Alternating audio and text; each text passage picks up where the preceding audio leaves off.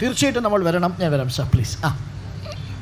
Sir, എനിക്ക് പറയാനുള്ളത് APJ Abdul Kalam ഒരു കാലഘട്ടത്തിൽ പറഞ്ഞിരുന്നു, ഇന്ത്യയിലെ 3-ാം തലമുറ അവരുടെ ഇൻ്റലിജൻസ് പിടിച്ചാൽ കിട്ടില്ല എന്നാണ്, വളരുന്ന തലമുറയാണെന്ന്.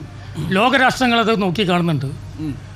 ഈ മയക്കുമരുന്നും ആ രൂപത്തിലേക്കാണ് ഞാൻ കാണുന്നത്. എനിക്ക് പറയാനുള്ളത്, കേരളത്തിൽ മുഴുവൻ ലഹരി പദാർത്ഥങ്ങൾ നിരന്തരം ലഭിക്കുന്ന ഒരു സംസ്ഥാനമാണ് നമ്മളത്. അതിൽ നിന്ന് വരുമാനം കിട്ടിയിട്ടാണ് നമ്മൾ പല സർക്കാർ ഉദ്യോഗസ്ഥന്മാരും ശമ്പളം വാങ്ങുന്നത്. ആ കാശ് എടുത്തിട്ട് ബോധവൽക്കരണം നടത്തുന്നില്ല, വിരോധാഭാസം ആദ്യം ഒന്ന് മനസ്സിലാക്കണം. മദ്യത്തെക്കുറിച്ചാണ് പറഞ്ഞു വരുന്നത്. യെസ്, അതെന്നെ പറയുന്നത്. 2, ഞാൻ എൻ്റെ ഒരു അനുഭവം പറയാം.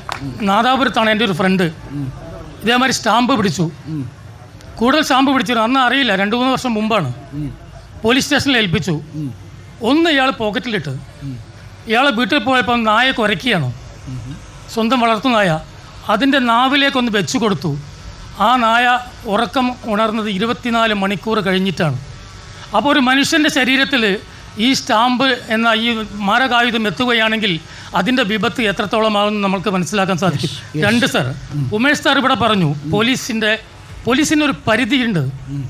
ഞാൻ മനസ്സിലാക്കുന്നത്, ഞാൻ കോഴിക്കോട് കേരളത്തിൽ ആദ്യമായിട്ട് ബീവറേജ് അടച്ചു പൂട്ടിയതിൽ നേതൃത്വം കൊടുത്ത ഒരാളെ ഞാൻ. നാട്ടുകാർ നോക്കി വെച്ചിട്ടുണ്ട്. നാട്ടുകാർ നോക്കി വെക്കൽ. ആ ബീവറേജ് ഇന്നും തുടങ്ങിയിട്ടില്ല.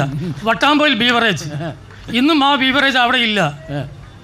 11 ദിവസം ഉപവാസം നടത്തി ഞങ്ങളുടെ ടീം, അടച്ചുപൂട്ടി. അന്ന് വയലൻസ് ആയിട്ടാണ്. ഉമേഷ് സാറിനൊക്കെ അറിയാം ഏകദേശം. ഉമേഷ് സാർ പറഞ്ഞ ഒരു വാചകത്തോടെ എനിക്ക് യോജിപ്പില്ല. കാരണം പോലീസിങ് നന്നാണ്, നിങ്ങൾ പോലീസ്, പക്ഷേ ഇൻ്റലിജൻസും ബാക്കിയുള്ള കാര്യങ്ങളും കേരളത്തിൽ പരാജയം തന്നെയാണ്.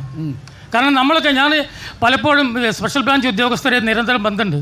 അവരൊക്കെ കഴിഞ്ഞ കാലഘട്ടങ്ങളിലൊക്കെ നമ്മളെ വിളിക്കുമായിരുന്നു, എന്തെങ്കിലും ന്യൂസ് എവിടെയെങ്കിലും ഉണ്ടോ എന്നൊക്കെ ചോദിച്ചിട്ട്. ഇപ്പോൾ അവർ വിളിക്കുന്നില്ല. കാരണം പോലീസും അവിടെ കിടക്കുകയാണ്.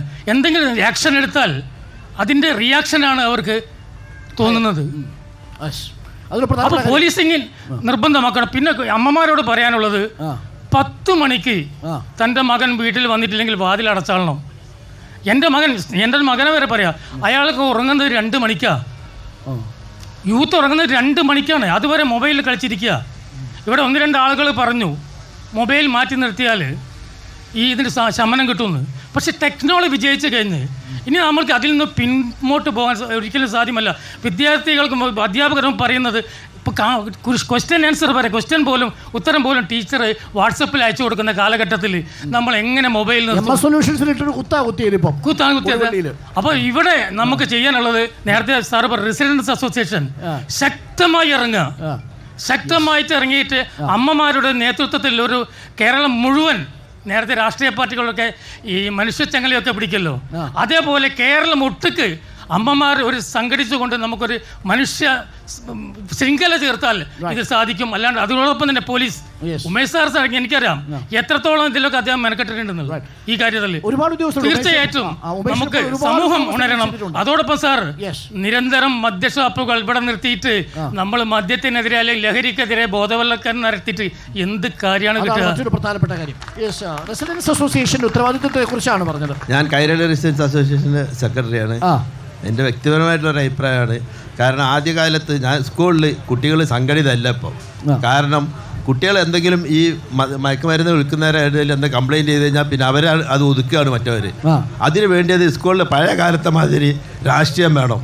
SFI ആയാലും KSU ആയാലും ABVP ആയാലും ഇങ്ങനെയുള്ളവർ. കാരണം അവർ സംഘടിതമായിട്ടാകുമ്പോൾ അതിന് തീർച്ചയായിട്ടും അവർക്ക് എതിർക്കാൻ പറ്റിയായിരുന്നു.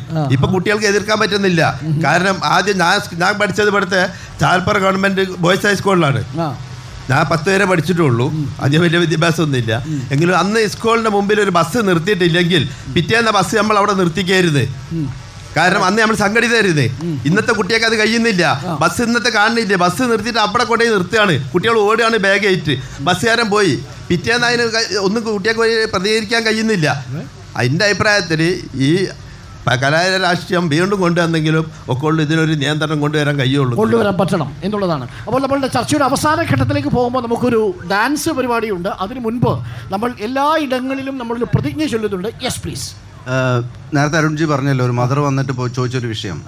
ഇതിപ്പോൾ കേരളത്തിൽ മാത്രമല്ല, ഇന്ത്യയിൽ മൊത്തം നമ്മൾ നോക്കുമ്പോൾ ഇങ്ങനെയുള്ള ഓൾറെഡി അഡിക്റ്റഡ് ആയിട്ടുള്ള ആൾക്കാരുണ്ടാവും. അവരെ ഭയമാണ്. അപ്പോൾ അവരെ എവിടെ നമ്മൾ കൊണ്ടാക്കും? എന്താണ് ഇപ്പോൾ ഗവൺമെൻറ് വിമുക്തി സ്കീമൊന്നും എവിടെയൊന്നും അതൊന്നും പറയുന്നില്ല. ഇപ്പം ഇങ്ങനെ ഒരു കുട്ടി ഒരു വീട്ടിലുണ്ട്, നമ്മൾ ആ കുട്ടിയെ എങ്ങനെ ഹാൻഡിൽ ചെയ്യണം? എനിക്ക് തോന്നുന്നു ഇങ്ങനത്തെ ഒരു ക്യാമ്പയിനിൽ അവർ എവിടെ കൊണ്ടു ചെന്നാക്കും. വീട്ടിൽ നിർത്തിയിട്ട് ട്രീറ്റ് ചെയ്യുന്നതിൽ ഒരുപാട് അപകടങ്ങളുണ്ട്, നമ്മൾ കണ്ടുകൊണ്ടിരിക്കുന്നു. അപ്പോൾ എന്താണ് അവരെ കൊണ്ട് ചെന്നാക്കാനുള്ള ഒരു സ്ഥലം ഏതാണ്? സർക്കാർ കണ്ടെത്തേണ്ടതുണ്ട്. അതെ, തീർച്ചയായിട്ടും. Final words